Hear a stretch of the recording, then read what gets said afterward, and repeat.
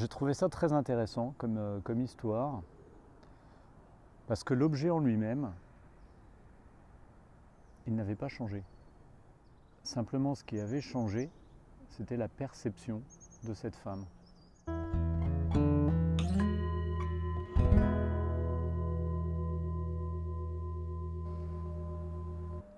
Bonjour à tous, je profite d'une petite balade dans la nature pour faire cette vidéo.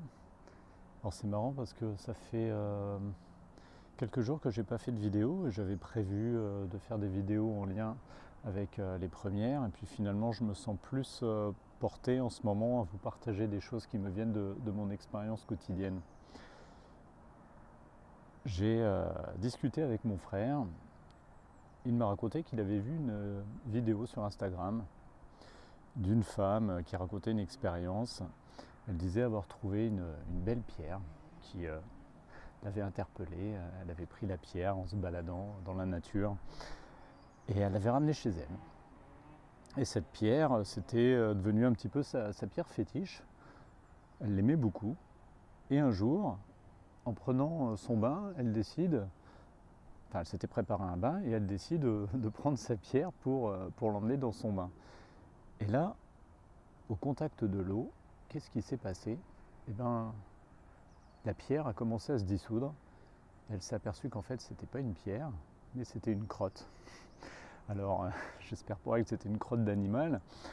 En tout cas, voilà, c'était une crotte qui s'était durcie, qui avait séché, et tout d'un coup, ben, évidemment, elle a été écœurée. Alors, j'ai trouvé ça très intéressant comme histoire, parce que l'objet en lui-même, il n'avait pas changé.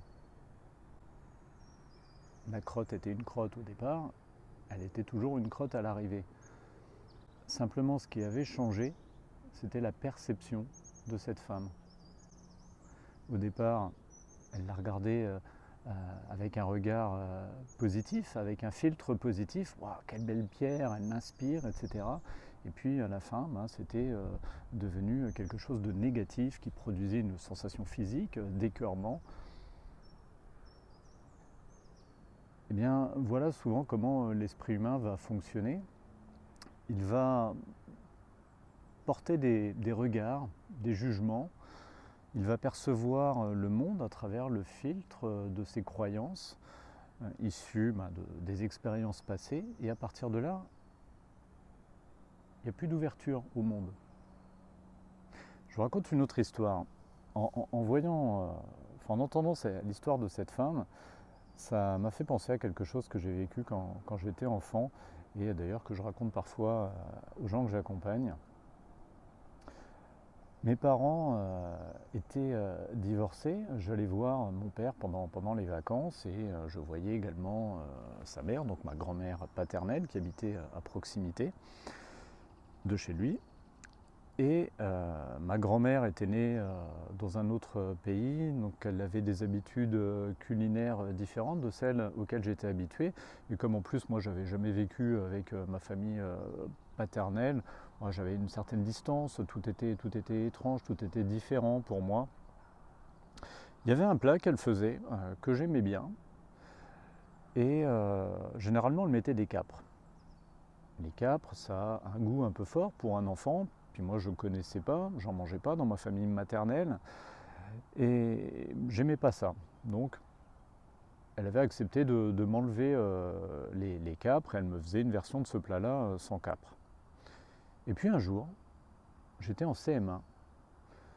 Il y avait un professeur qui avait un côté un peu ludique, mais parfois il aimait bien comme ça amener des choses à découvrir. Et un jour, il a amené dans la classe un pot de capres. Il a demandé si quelqu'un dans la classe connaissait les capres.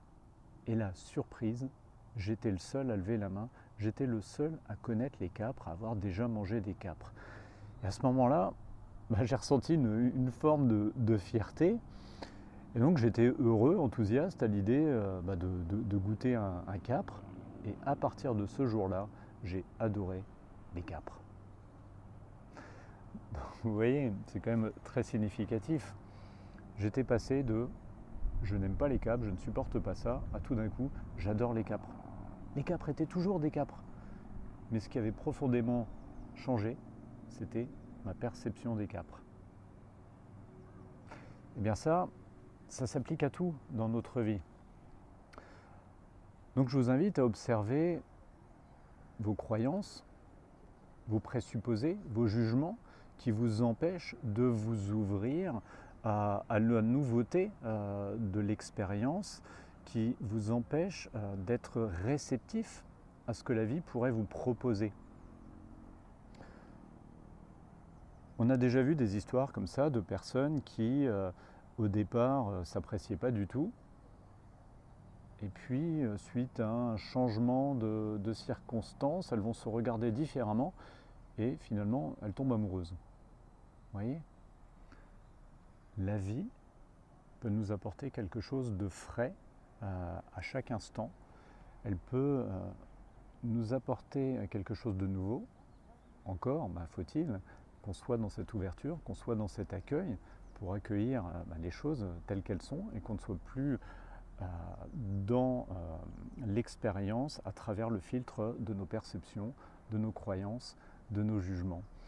Donc voilà, je vous invite à observer tout ça comme d'habitude et puis n'hésitez pas à me faire vos retours, vos commentaires, à mettre vos questions sous la vidéo et je vous dis à très vite. Au revoir.